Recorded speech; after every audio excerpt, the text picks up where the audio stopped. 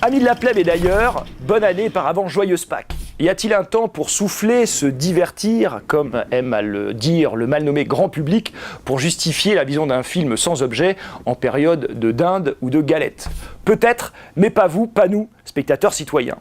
Ritipan est un cinéaste franco-cambodgien et c'est avec lui que je vous propose de débuter l'année avec son film Dush, les maîtres des forges de l'enfer, un film entretien entre le cinéaste et un bourreau de l'horreur Khmer Rouge qui, entre 75 et 79, sous l'égide de l'horrible Pol Pot, aura assassiné près de 2 millions de personnes. Ritipan, qui a perdu toute sa famille dans les camps de travail, filme ici face caméra ce monstre. Le cinéaste reste hors du champ, sa caméra capture sans phare ce vieillard qui, avec un mélange d'humilité, de force tranquille, d'ironie, voire même de sensibilité, parle de cette horreur qui a ici un visage terriblement humain.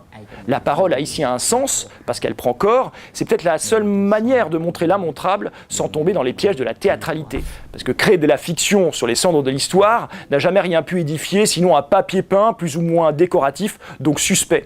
La Rafle, pour ne citer que le pire exemple de ce sous-genre, attention, ceci est tiré d'une histoire vraie, n'était pas un mauvais film sur un sujet grave, c'était juste un mauvais film.